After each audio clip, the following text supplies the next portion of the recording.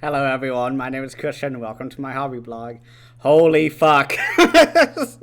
I just got back from watching the new Ty West film, X. Um, Holy fuck. It blew me away. I am absolutely gobsmacked. I'm just sitting here still processing. I ran as fast, not ran, but I went as fast as I could back to the apartment so I can begin filming. It's pouring down rain here.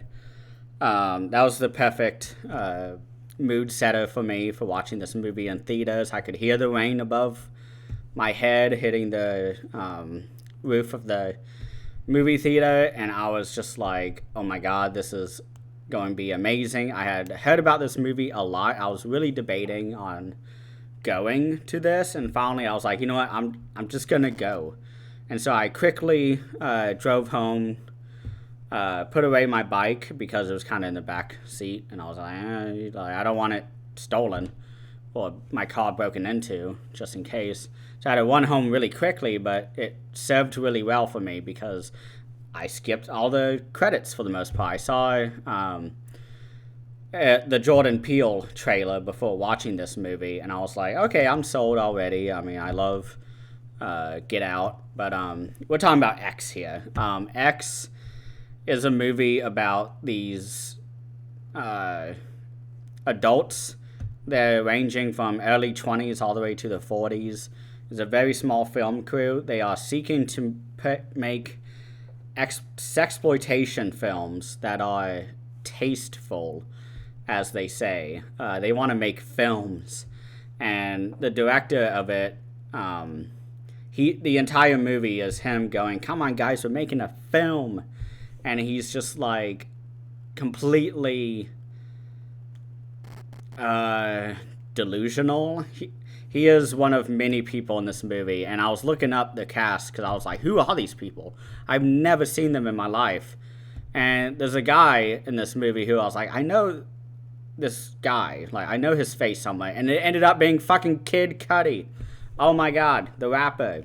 So that was really exciting. Basically, how this movie starts is we open at a crime scene at basically the Texas Chainsaw House. It's very similar in layout, everything. Like, it has everything. It's exactly like Texas Chainsaw. And cops are walking in, you see just blood everywhere. You see blood spray, you see brains, you see body parts, like all this different stuff. And they go down to the basement, and they're like, oh, you're not going to believe what you see here, Sheriff. And then they cut. And we get introduced to our main characters, who are not the most redeemable, but you really feel for them as the movie goes on.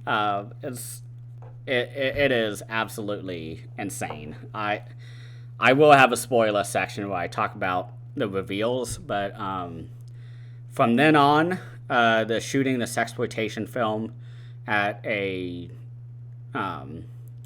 okay, before going into that, so after that we get introduced to our characters. One of them is, I think, a prostitute at a strip bar or something, or a dancer at a strip bar, and she's doing cocaine, and she's hyping herself up for a movie role that her boyfriend is the producer of. And so she's hyping herself up, and someone comes by and is like, hey, we're ready to go. So they go out to the car, and we meet the rest of the gang, which includes Kid Cudi and his girlfriend, who are super sex obsessed. And we meet a girl called Church Mouse, which was a very interesting name. It's just stuck in my mind. And we meet her, and she's really quiet, and that's why her name is Church Mouse, because she's really quiet. But we meet Maya Goth, who is kind of the lead dancer woman, who's the producer's boyfriend. And we meet her boyfriend, who is the producer, and he's driving. And the camera operator slash director, he is Church Mouse's boyfriend. So there's a lot of really interesting dynamics between all of these characters. Kid Cudi and his girlfriend are always smoking weed and just, they're very lax. And then we have, Maya Goth, who's, the dancer, and she's doing cocaine and snorting it, and all of them get in fights throughout this movie because they're making a sexploitation. They're making a porno, but with taste. That's what the director keeps insisting on. And so they're driving to a house that they just telephoned the owner and was like, hey, we want to shoot a movie here. Like, is that okay? Can we stay here for the weekend? And the guy is like super old and says like, yeah, sure, I guess. We hear about this in dialogue, but as they're driving, they're kind of getting a lot of B-roll footage of Kid Cudi, who's kind of the main star of this film. And he is, doing a lot of sexual innuendo because we don't know what kind of movie is getting made right now. They just keep calling it a good movie. And so the entire time you're like, what kind of movie are they making? In my head, I was like, oh my God, they're going to make Texas Chainsaw. Because that was a huge thing. Everybody was ripping off Texas Chainsaw in 1979, which is when this movie was set during. And so while they're, going on the road, filling up gas and just filming B-roll, we're getting a couple of interesting character developments where we get kind of how Church Mouse never talks, and we get Maya Goth's character, how she wants to be a superstar. She doesn't want to be, just a Texan dancer in a rundown, whatever it's called, dance club or whatever, or strip club. That's what I mean. But we get all these really interesting dynamics, and then we arrive at the house, and everything lets loose from there. We meet the owner of the house who's very old. They're like in their 70s, and the wife is also in her 70s, and she's really frail. Her hair is thinning. She has a lot of pockmarks on her. And the husband is like completely forgot that these people were coming to the house. So he pulls a gun on them and is like, who the fuck are you? Why are you here? And our main producer guy kind of talks him down and is like, hey, like, I called you on the phone the other night. Like, you said we could come.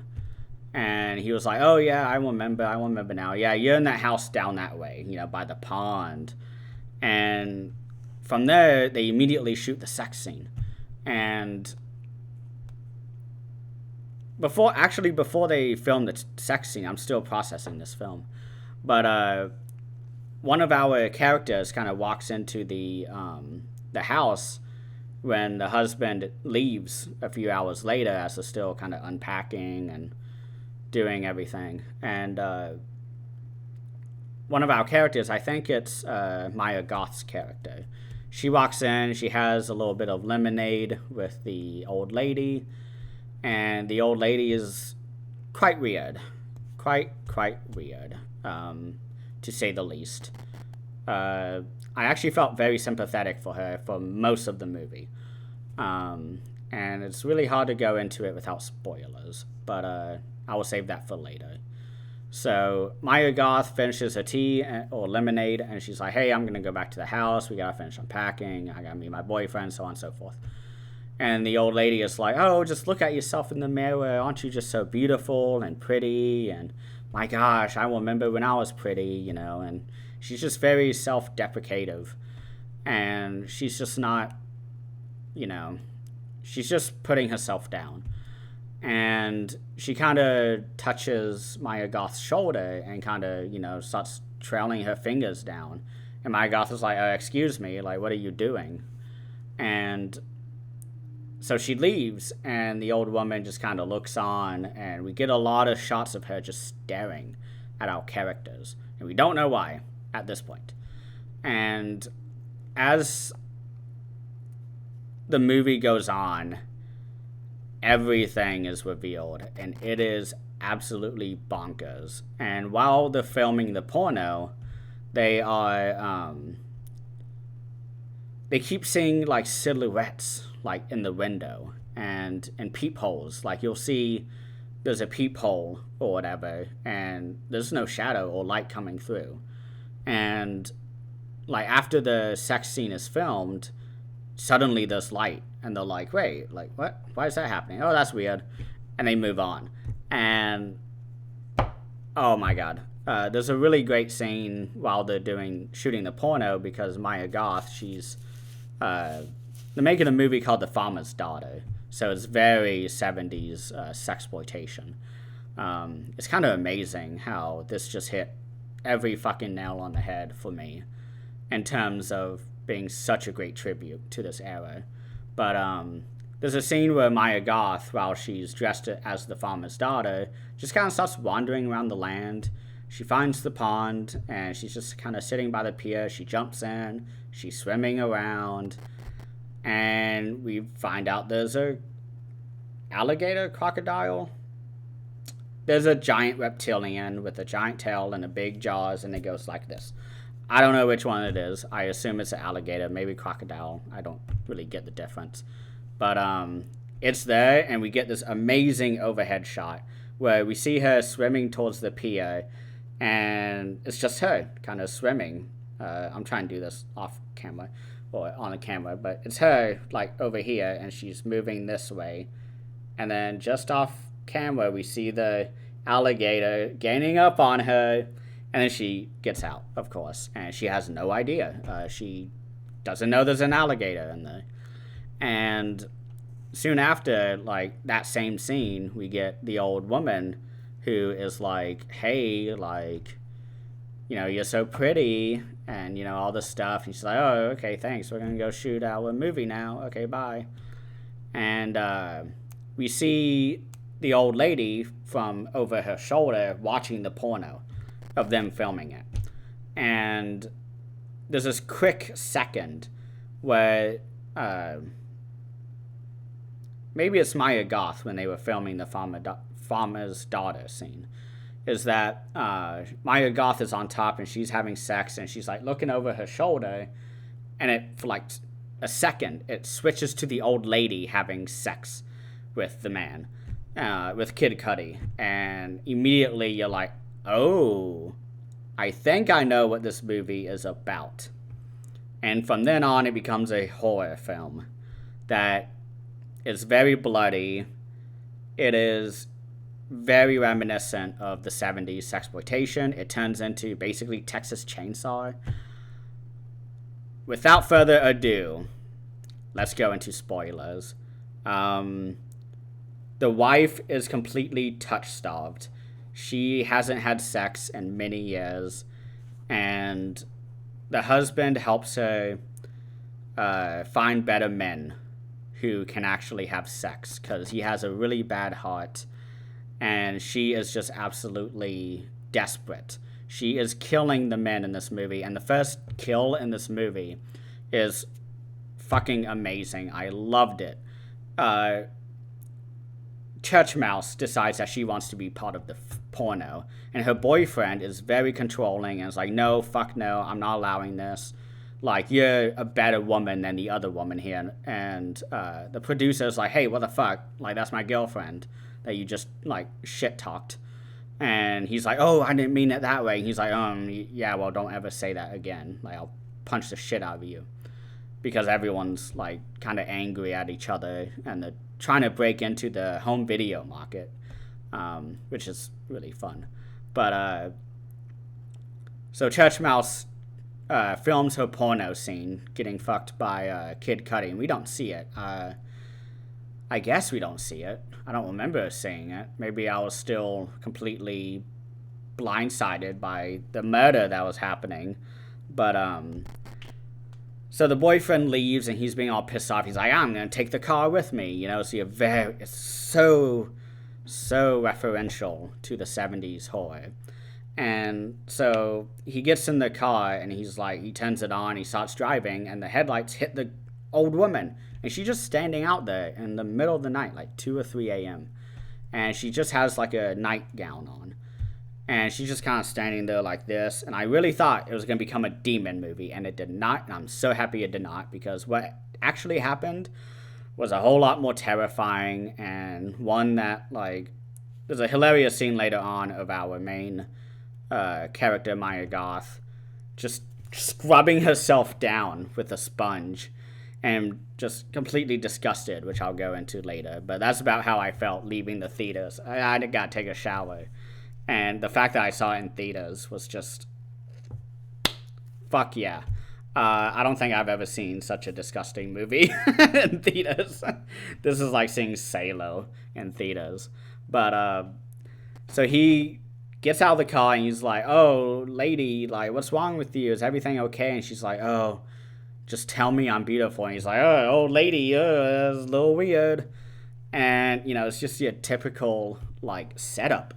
But it goes totally different.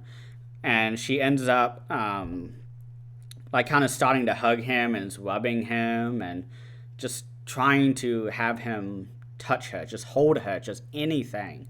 And she is just, like, sitting there and just really trying to get something out of him. And we're not really sure what she wants yet at this time of the film. And from here on out, it's cut and dry what she wants. But, and I actually still felt kind of bad for her at this part of the movie. But he's kind of like, oh, lady, get off of me. And, like, kind of not shoves her, but kind of, like, you know, distances himself. And she just fucking stabs him in the fucking throat. And blood is just like, psh, psh, psh, just right into the carotid artery. And we hear the song Don't Fear the Reaper playing. And I don't know if she's the Reaper or if they were looking for a similar word to rapist or raper, because she stabs him and he falls down and she just mounts him and is just kind of sitting there and just stabbing him and just feeling the blood splash on her. And Don't Fear the Reaper by Blue Oyster Cult is blaring on the speakers in the theater.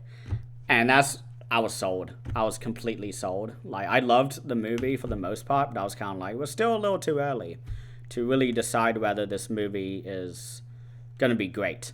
And my God, I was convinced immediately. And I looked at my watch, because I have it here, and I saw that I still had an hour or so left. So, from there on out, we get the most brutal fucking kills in this movie. We get the old woman who is moping around a lot, and she's talking about how she hasn't had sex in a while. Nobody even looks at her in a way that makes her feel beautiful, and it was really sad. There were many parts of this movie, because all of our characters are kind of like, oh, fuck you, like, get out of my face, old woman. And even all the women are. And slowly but surely, they all get killed off. After the boyfriend of Church Mouse is killed, it's just a descent into madness.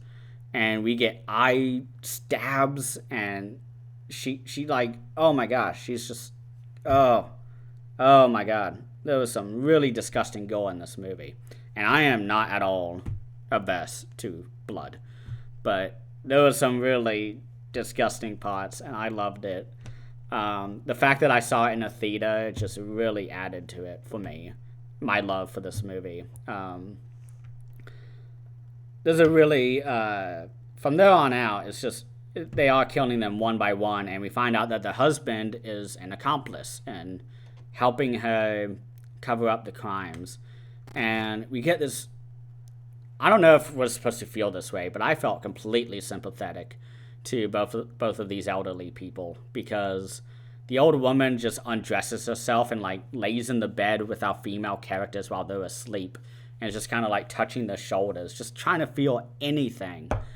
And we get the husband who's like, if I have sex with you, my heart will, like, explode. Like, I can't have sex with you. I'm so sorry. And she's like, oh, just please tell me I'm beautiful. And I was sitting there, like, getting emotional, because, like, I don't know.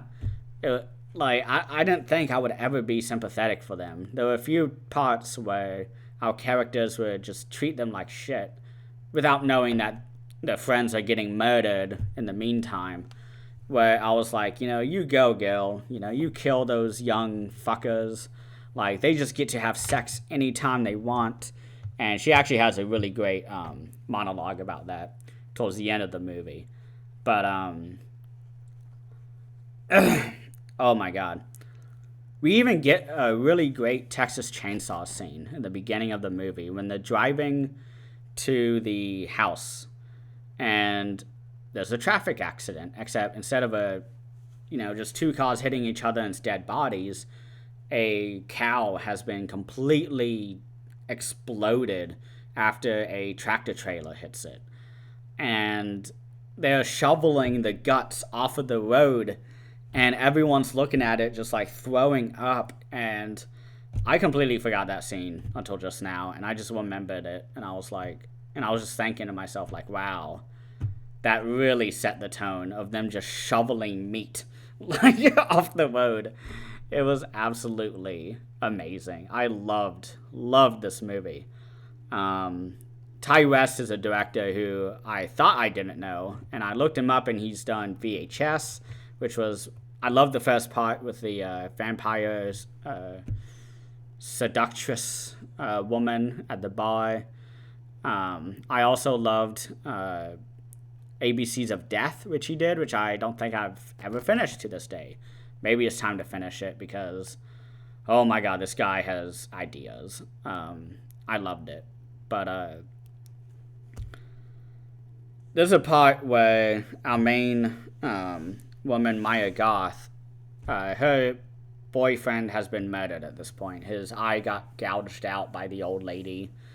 And Maya Goth, she's just kind of sleeping in the house without knowing anything has happened. Because this happens over... Excuse me. Ugh. This happens over just a single night. And I want to... For some reason, I'm thinking of the movie Midsummer, where one by one, everyone is killed off. Except it's over, like, days. And it's over, like, 12 hours, maybe? 8 hours? And it is absolutely amazing. Maya Goth, she's sleeping. The elderly lady, she undresses herself and lays in bed with Maya Goth and is just like grooming her and just like feeling her up. She gives her a hand job to Maya Goth, and Maya Goth has no idea. She assumes it's her boyfriend, and so they finish and they go to sleep. And at one point, the old lady is like wanting to kiss Maya Goth. And so she's about to kiss her, and Maya Goth's eyes open, and she sees this naked elderly lady, and she just starts screaming, just freaking the fuck out. And she walks away, or the old lady, she can't run. I mean, she's like 70, late 70s, maybe early 80s. And the elderly lady, she just shuffles away, like, into the darkness, like, unclothed. And the Kid Cudi's girlfriend, like, hears her screaming. She runs in. She's like, what's going on? She's like, that old lady, like, felt me up and, like, all this different stuff. And she's just sitting there, like, scrubbing her body with this soap and with, like, a brush, like, a really stiff brush. Like, oh, my God. Everything. Like, this movie, my mouth was just, like, the entire movie. I loved it. Like, there were many times where I was like, oh, my God. Like, during the movie, because I was just completely in love with what was happening. Like, I've never seen a movie like this in a theater. Like, this would be a really great double feature with Sensei. Like, you would probably kill yourself after watching both of them. But, like, oh my God, this was absolutely amazing. Church Mouse at one point is captured, And for a second, I was like, wait, that's a loose end they didn't expand on when the police officers went into the basement. And I just remembered, actually, that they did kind of show what was in the basement. And it's basically a barely alive man who has, like, a giant dick is being kept alive in the basement. And his pants are down, and presumably the elderly lady is just fucking him and just getting her sexual pleasure from him. And poor Church Mouse is like grabbing a flashlight for the elderly man, and the elderly man shuts the door behind her, and she doesn't realize it, and she picks up the flashlight, goes up to the door, and is like, hey, let me out, like, fuck you. And she goes back down the stairs. She's just looking around, for a cellar door. And it rests on the naked man who's like, she just starts screaming. And this movie, oh my God. This would be such a fun movie to watch with someone who knows nothing about this and who's familiar with the genre. Because, oh my God. This movie, shocked me. This was such a good time. I guess we are in spoilers. I was shocked by the ending. Basically what happens is that everybody dies except Maya Goth, and Maya Goth just drives off, whatever. But before she does that, she is stuck in the house while the elderly people are trying to get in. And as they're walking... Oh, no. Church Mouse finally gets out, and Maya Goth is like, you need to shut the fuck up. Like, they are coming. Like, you need to shut up. And she's like, fuck you. Like, I'm out of here. This movie was your idea. You made us come out here. Like, fuck you. I hate you. And Church Mouse walks out, and she opens the door, and her head just explodes. And blood hits everywhere because the elderly man is walking around with the double-barrel shotgun the entire movie. And so she, Maya Goth, kind of hides behind the corner and is like, oh my God, like, I'm the only one left. And as the husband is dragging Church Mouse into the house, Church Mouse, like, kind of flinches or whatever because her brain is still kind of, I guess, together. And the elderly man has a heart attack and just dies just right there in the most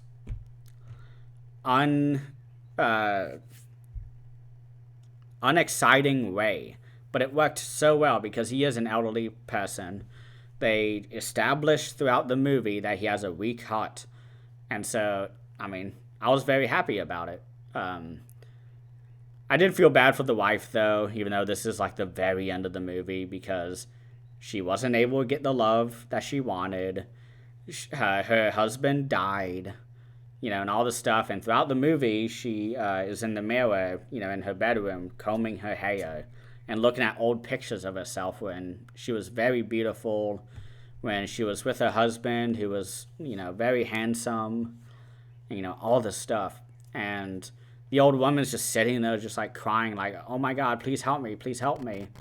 And Maya Goth takes out the gun from her boyfriend's glove box in his truck. And she's kind of pointing it at her, and she's like, fuck you. And she pulls the trigger, and it doesn't shoot. It is out of ammo. And the old woman, saunters over, grabs the shotgun, and shoots it, and she is flown backwards. And her hip breaks, and she can't get up.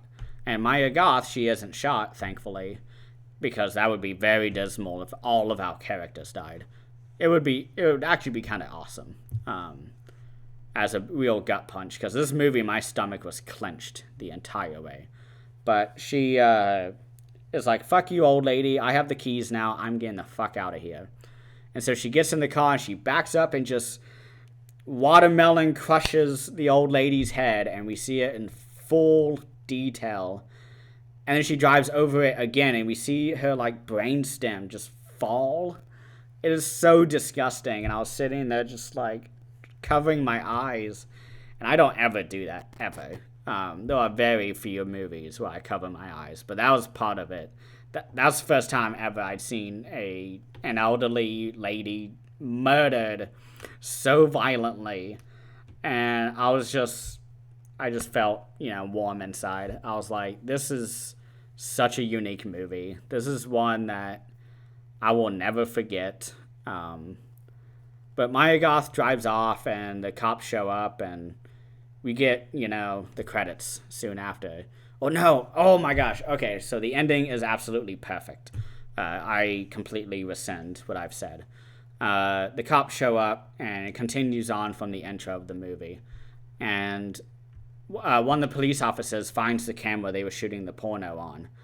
And he's like, man, these kids, there's some really big freaks, They, killed all these elderly people, and they were shooting a porno here. Oh my God, a porno. And they're just freaking out. And then one cop says, like, my God, this country is lost, or whatever. And we get the big X rating, saying, like, nobody's allowed to watch this movie. And it says, like, directed by Ty West. And I was just cackling in the theater. I was just laughing my head off at the ending. It was so awesome. Like, it was perfect length. It was an hour and 40 minutes, I think. 43 minutes. Thankfully, I came in after the credits for the most part. They were kind of dimming the lights when I walked in. And, oh my God.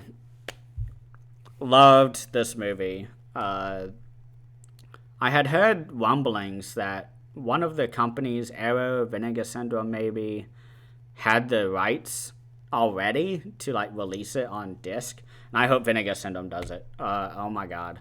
That would be wonderful. Arrow Video would be just as amazing, but then I'd have to pay for it because it wouldn't be part of the subscription. But I've been talking a while. This movie was amazing. I loved it. Yeah. I just... Hopefully, you didn't get... you weren't skipping around, but this movie was absolutely amazing. I rated it 5 out of 5 on my Letterboxd. After a rewatch, I may put it down to 4 out of 5 just to kind of fix it, because it is kind of like my reaction to it rather than the actual movie. I think it is one of the best 4 out of 5s ever, but I gave it a 5 because it deserves it. I loved this movie. But again, I made a single movie review where I just talked for 30 minutes, so this is great. I've been watching some really great movies lately. Trying to think anything else I want to say. I'm really excited to see the new Jordan Peele movie coming out. I saw a trailer for that. I've been seeing The Northman getting a lot of hype lately. I was very tempted on pre-ordering a ticket because it's David Eggers, and he made The Witch and The Lighthouse, and those are two of one of my favorite movies of the 2010s. But so far, X, Censor, Hellbender, trying to think any other 2021, 2022, I guess 2020s horror movies I've seen. Those three right now blew me out of the water, each of them. I know Censor I was a little bit hazy on, but I think I've grown to love Censor as much as I have Hellbender and X. So that is all for today. I am so happy I saw this in theaters. It really, really added to the experience. This was fucking awesome. Thank you all for watching.